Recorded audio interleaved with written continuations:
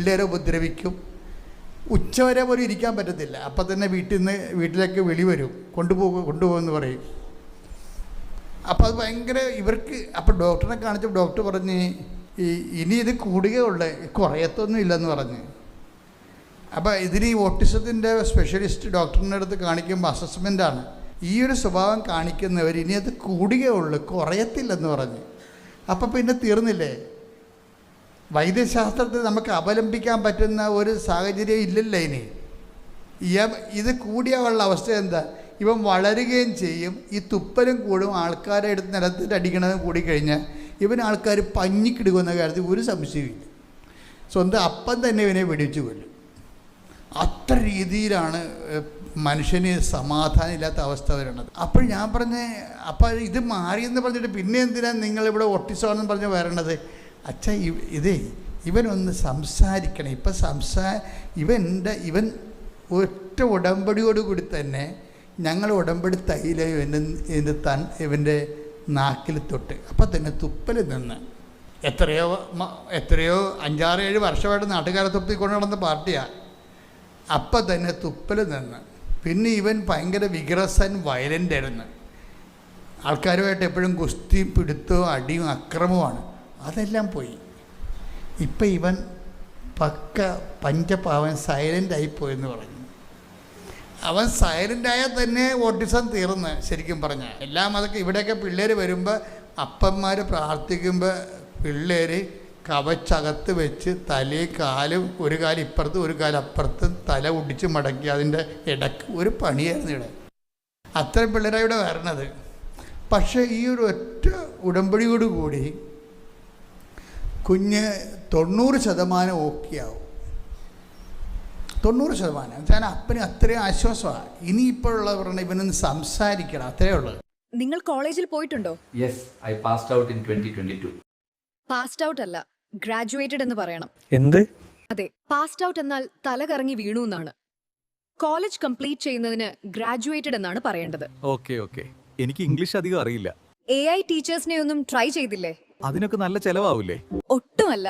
എല്ലാത്തിനേക്കാളും 7 മടങ്ങ് ചീപ്പ് ആയതുകൊണ്ടാണ് 50 ലക്ഷത്തിലധികം പേർ ഇന്ന് മൈസിവിയിൽ ഇംഗ്ലീഷ് പ്രാക്ടീസ് ചെയ്യുന്നത്. പക്ഷേ ടൈം കിട്ടാറില്ല. ദിവസവും 10 മുതൽ 20 മിനിറ്റ്സ് പ്രാക്ടീസ് ചെയ്താൽ മതി. കോൺഫിഡന്റ് ആയി ഇംഗ്ലീഷ് സംസാരിക്കാം. എങ്ങനെയാ ജോയിൻ ചെയ്യേണ്ടത്? ഇൻസ്റ്റാൾ ബട്ടൺ ടാപ്പ് ചെയ്യൂ, സൈൻ അപ്പ് ചെയ്ത് പ്രാക്ടീസ് തുടങ്ങൂ. വെറും 15 ദിവസത്തിൽ തന്നെ ഇംപ്രൂവ്മെന്റ് കാണും. Start now.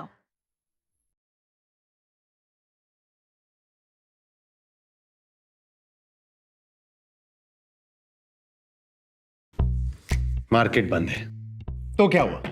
मेरे प्लान्स तो नहीं। ग्रो पर मैं अगले दिन के लिए अपना ऑर्डर अभी से प्लेस कर सकता हूँ आफ्टर मार्केट ऑर्डर के साथ। और जब मार्केट खुलता है और कोई अच्छी अपॉर्चुनिटी दिखती है तो कैपिटल की टेंशन नहीं, विद प्लेजिंग। इससे मेरे ओरिजिनल इन्वेस्टमेंट सेफ रहते हैं और मुझे मेरे ट्रेड्स के लिए इंस्टेंट फंड्स भी मिल जाते हैं। और कोई बड़ी अपॉर्चुनिटी के लिए मैं मार्जिन ट्रेडिंग फैसिलिटी यूज करता हूँ, जिससे मेरी buying power up to 4x बढ़ जाती है। तो अपने ट्रेडिंग मूव्स को करो easy and powerful. Download grow now. Investment in securities market are subject to market risks. Read all the related documents carefully before investing.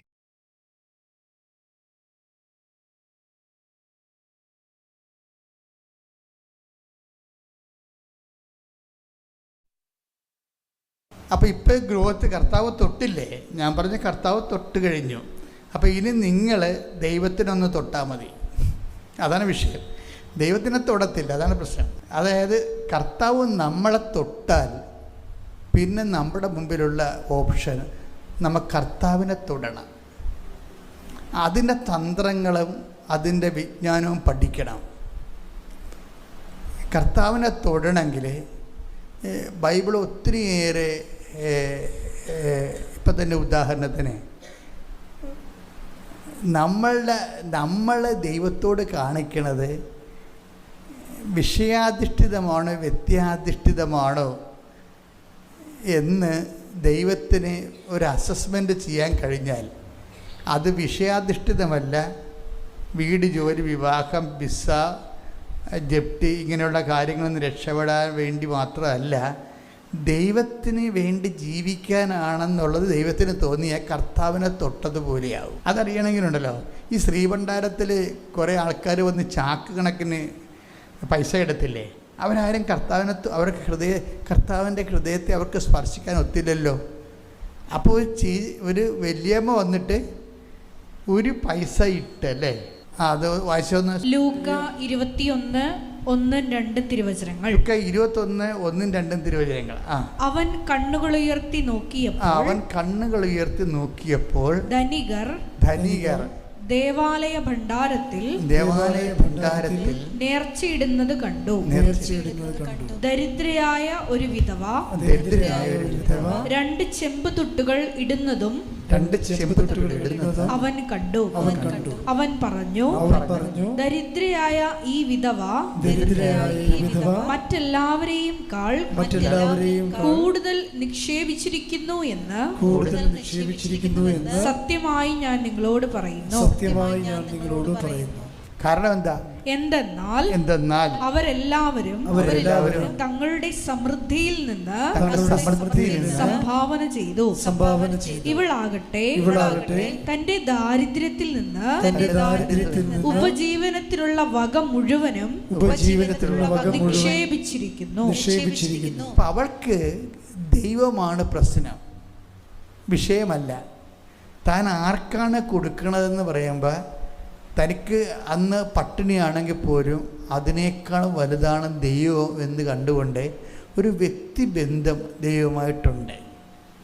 ഇത് കർത്താവിനെ തൊടുന്നൊരു പരിപാടിയാണ്. കർത്താവ് നമ്മളെ തൊടുന്നതിനേക്കാളും അതുപോലെ തന്നെ പ്രധാനമാണ് കർത്താവിനെ നമ്മൾ തൊടുന്നത്. നമ്മൾ തൊടണമെങ്കിൽ കർത്താവ് നമ്മളെ തൊടണമെങ്കിലും നമ്മൾ കർത്താവിനെ തൊടണമെങ്കിലും ഈശോയ്ക്കത് ഹൃദയസ്പർശിയായിട്ട് തോന്നണം. അതൊരു വിഷയബന്ധിയായിട്ടല്ല നമ്മൾ ഇപ്പം ആദ്യ കാര്യങ്ങളൊക്കെ നമുക്ക് വിഷയബന്ധിയായിട്ട് ജീവിക്കാം. നമ്മുടെ എന്തെങ്കിലും ഞങ്ങളൊക്കെ പഠിക്കുന്ന കാലത്തൊക്കെ മാർക്ക് കിട്ടാനും അതുപോലെ തന്നെ പല കാര്യങ്ങൾക്ക് വേണ്ടി പ്രാർത്ഥിച്ചിട്ടുണ്ട്. എല്ലാം വിഷയബന്ധിയാണ്. പക്ഷേ നമ്മൾ 10-50 വയസ്സാകുമ്പോഴും വിഷയബന്ധിയായിട്ട് തന്നെയാണെന്നുണ്ടെങ്കിൽ വരാൻ പോകുന്ന വിഷയം എന്ന് വെച്ചാൽ ദൈവം നമ്മളെ അങ്ങ് ഒരാളായിട്ട് കരുതത്തില്ല. നമ്മളുടെ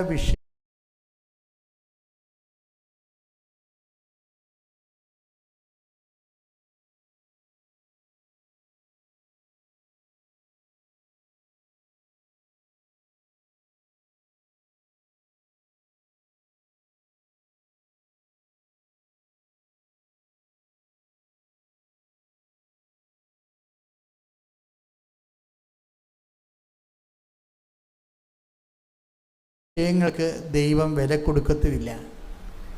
അതുകൊണ്ട് ഈ പടിപടിയായിട്ട് അതൊരു ഈ ഉടമ്പടിക്കുണ്ടാകുന്നൊരു ഗുണമെന്ന് പറയണത്, ഉടമ്പടി നമ്മളെ കൊണ്ട് ഒത്തിരി ഹോംവർക്ക് ചെയ്യിക്കും. നമ്മൾ ഉടമ്പടിയുടെ ഒരു ഒഴുക്കുണ്ട്. ആ ഒഴുക്കിൻ്റെ കൂടെ നിന്ന് കൊടുക്കാനുള്ള ദൈവസ്നേഹം ഉണ്ടായാൽ മതി. ആ ഉടമ്പടിക്ക് അതിൻ്റെതായിട്ടുള്ള ഒരു ഒഴുക്കുണ്ട്. ശാലിനി ഒരു ദിവസം 150 രൂപ വരെ ഫേഷ്യൽസും ത്രെഡിങ്ങും ചെയ്തുണ്ടാക്കുന്നുണ്ടായിരുന്നു. പക്ഷെ ഇപ്പോൾ ഒരു മാസം 1,50,000 രൂപ വരെ ഉണ്ട്. അതായത് പ്രേക്ഷിത പ്രവർത്തനം, വിശ്വാസ കൈമാറ്റം, വിശ്വാസ പ്രയോഗം, വിശ്വാസ പ്രഖ്യാപന, വിശ്വാസ പ്രാർത്ഥന, ഇങ്ങനെ അതിൻ്റെ സമ്പൂർണമായിട്ടൊരു വ്യക്തി ദൈവത്തിൽ വളരാൻ പറ്റിയ, ഇങ്ങനെ ഈ കഴിഞ്ഞ 1000 കൊല്ലമായിട്ട് ഇപ്പം നൊവേനയില്ലേ, നമ്മുടെ നൊവേനകളെന്ന് പറയുമ്പോൾ ആദിമകാലങ്ങളിൽ ഉണ്ടായിരുന്ന പ്രാർത്ഥന നൊവേനയാണ്. ശരിക്കും 9 ദിവസത്തെ പ്രാർത്ഥന. നമ്മൾ 10-ാം തിരുനാളെന്ന് പറയുന്ന പരിശുദ്ധാത്മാവ് വരുന്ന ദിവസത്തിൻ്റെ 9 ദിവസമാണ് മാതാവും അപ്പോസ്തലന്മാരും കൂടി സെക്കേന് ഉട്ടുശാലയെ പ്രാർത്ഥിച്ചതാണ് 9 ദിവസം. അതാണ് നൊവേനയുടെ അടിസ്ഥാനം. നൊവേന ആദ്യം മുതലേ ഉള്ളതാണ്. പിന്നീട് നമുക്കൊരു 12-ാം നൂറ്റാണ്ടൊക്കെ വന്നപ്പോൾ അപ്പാരിഷൻസൊക്കെ വന്നില്ലേ, കുറേ അപ്പാരിഷൻസ് വന്ന്. ഇപ്പം കൃപാസനം ഇപ്പം നിങ്ങൾ വന്നിരിക്കണത് എന്തുകൊണ്ടാണ്? ഇതൊരു ധ്യാനകേന്ദ്രമായതുകൊണ്ടും തീർത്ഥാടന കേന്ദ്രം, ഇത് ധ്യാനകേന്ദ്രമല്ല, തീർത്ഥാടന കേന്ദ്രമല്ല, ഇത് പ്രത്യക്ഷീകരണ സന്നിധാനമാണ്. 2004 ഡിസംബർ 7-ാം തീയതി പരിശുദ്ധ അമ്മ ഉച്ചയ്ക്ക് 2:30 മണിക്ക് ഇവിടെ ആരാധന ഇതുപോലെ എഴുന്നള്ളിയിരിക്കുമ്പോൾ സമയഘടികാരം നെഞ്ചിൽ ചാർത്തി ഇവിടെയാണ് പ്രത്യക്ഷപ്പെട്ടത്. എന്നിട്ട് ദുരന്തം ഉണ്ടാകാൻ പോണ് പ്രാർത്ഥിക്കണമെന്ന് പറഞ്ഞു. അത് 10 കൊല്ലം ഞങ്ങൾ പ്രൈവറ്റായിട്ടാണ് പ്രാർത്ഥിച്ചത്. 10 കൊല്ലം കഴിഞ്ഞപ്പോൾ വേറെ ഒരു പ്രത്യക്ഷീകരണം ഉണ്ടായി. 10 കൊല്ലം 2004 കഴിഞ്ഞ് 2014 ആയപ്പോൾ വേറെ ഒരു 2011 വേറെ ഒരു പ്രത്യക്ഷീകരണം ഉണ്ടായി. ഇസ്രയേലിൽ പോയപ്പോൾ ഇസ്രയേലിലെ അമ്മയുടെ എല്ലാ സ്ഥലങ്ങളിലും ഒരു കറുത്ത കൊന്തയുമായി നടന്ന് ഞാൻ ഇസ്രയേൽ മുഴുവൻ അമ്മയുടെ സ്ഥലങ്ങളിലെല്ലാം തീർത്ഥയാത്രയായി പോയി പ്രാർത്ഥിച്ച് എല്ലാ സ്ഥലങ്ങളിലും മുട്ടിയെന്ന് തന്നെയാണ് പ്രാർത്ഥിച്ചത്. 10 ദിവസം എടുത്ത് പ്രാർത്ഥിച്ച ആ പ്രാർത്ഥനയ്ക്ക്. അപ്പോൾ എനിക്ക് വേറെ എൻ്റെ കൂടെ 10-30 പേരുണ്ടെങ്കിലും ഞാൻ ആരെയും മൈൻഡ് ചെയ്തില്ല. അപ്പം ഞാനും വിജയകുമാർ എൻ്റെ കൂടെ ഉണ്ടായിരുന്നു. പക്ഷേ അദ്ദേഹത്തിൻ്റെ രീതി പ്രാർത്ഥിക്കും. ഞാൻ സെലക്റ്റീവ് പ്രെയറായിരുന്നു. ഞാൻ ഈശോ ജ്ഞാനസ്ഥാന സ്ഥലത്ത് ചെന്ന് മുട്ടുകുത്തി വെള്ളത്തിലിറങ്ങി വിശ്വാസപ്രമാണം ചൊല്ലി, പിന്നെ ഈശോയുടെ കുരിശിൻ്റെ വഴികളിലെല്ലാം പോയി പാഷൻ കൊന്ത ചൊല്ലി, പീഡാനുഭവ കൊന്ത ചൊല്ലി. പിന്നെ ഈശോ അമ്മ ഉണ്ടായിരുന്ന നസ്രത്ത് വീട്ടിൽ പോയി 3 മണിക്കൂർ ഇരുന്ന് അമ്മയുടെ അടുക്കളയിൽ ഇരുന്ന് പ്രാർത്ഥിച്ച്. നസ്രത്തിൽ കഴിഞ്ഞ കൊല്ലം പോയപ്പോഴും നസ്രത്തിൽ പോയി. അപ്പം നസ്രത്തിലെ അമ്മയ്ക്ക് മംഗളവാർത്ത കൊടുത്ത ആ വലിയ പള്ളിയുടെ അകത്ത് നിലവറയിൽ ഒരു എത്യോപ്യക്കാരൻ ഒരു ബ്ലാക്ക് ഉണ്ടായിരുന്നു. അദ്ദേഹം ഒരു ബ്രദറാണ്. അപ്പം ഞങ്ങൾ ചെല്ലുമ്പോൾ അദ്ദേഹം അവിടെ കസ്റ്റോഡിയനായിട്ട് ഉണ്ടായിരുന്നു. അപ്പോൾ എൻ്റെ കൂടെ ഉണ്ടായിരുന്ന അച്ഛൻ പറഞ്ഞ് ഇദ്ദേഹമാണ് എൻ്റെ കസ്റ്റോഡിയൻ. എന്ന് വെച്ച് കഴിഞ്ഞാൽ മാതാവ് മംഗളവാർത്ത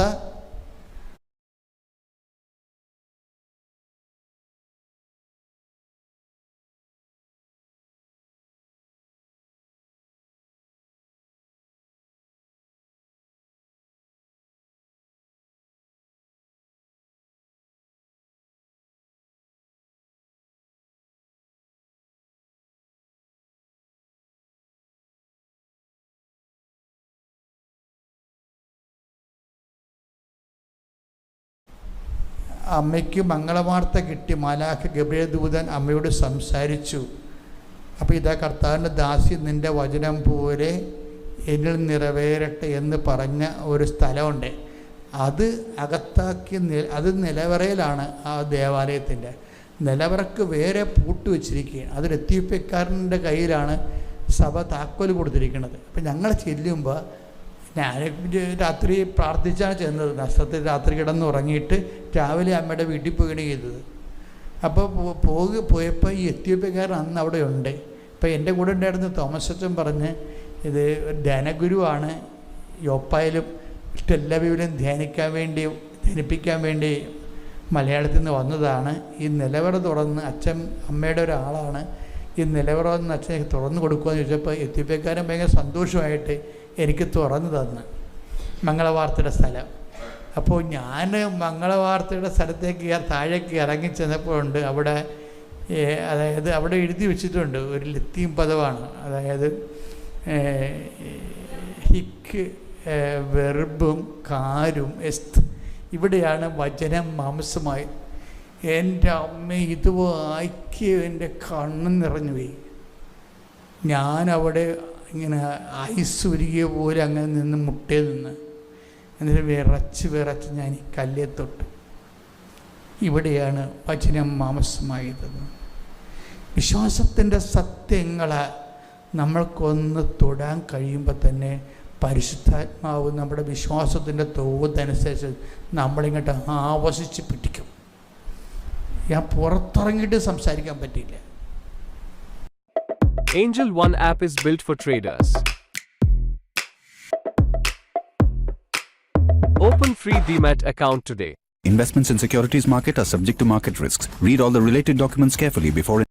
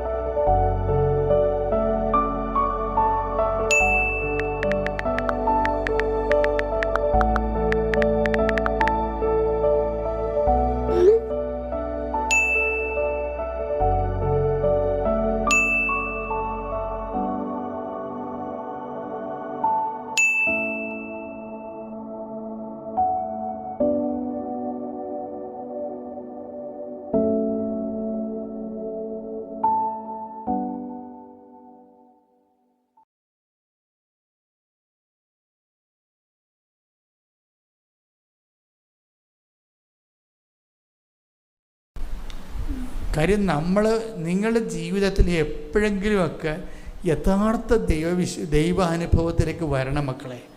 അല്ല ഓരോരോ കാര്യത്തിന് വേണ്ടി നമ്മൾ ഈ പിള്ളേർ പപ്പങ്ങ കുത്തിയിടുന്ന പോലെ അനുഗ്രഹം കുത്തിയിട്ട് എന്നിട്ട് തന്നതിന് കൊള്ളാം, തരാത്തതിന് മോന്തം കയറ്റി അവർക്ക് കൊടുത്ത് അവർ കാനഡയിൽ പോയി, ഞാനിപ്പോൾ ഇവിടെ ഇങ്ങനെ നിൽക്കുകയാണെന്നൊക്കെ പറഞ്ഞ് അളിഞ്ഞ മോന്തമായിട്ട് ഇങ്ങനെ പെയ്തും പെറുക്കിയും പിച്ചും പേയും പറഞ്ഞ് ചെവി ചെമ്പരത്തിയും വെച്ചുകൊണ്ട് ഗതി കിട്ടാ പ്രേതം പോലെ എന്തുമാത്രം ക്രിസ്ത്യാനികളാണ് നടക്കണമെങ്കിൽ നാണം ഉണ്ടെങ്കിൽ നിങ്ങൾ ദൈവത്തെ അന്വേഷിക്കുക. ഇനിയെങ്കിലും എൻ്റെ ദൈവത്തെ അന്വേഷിക്കുക.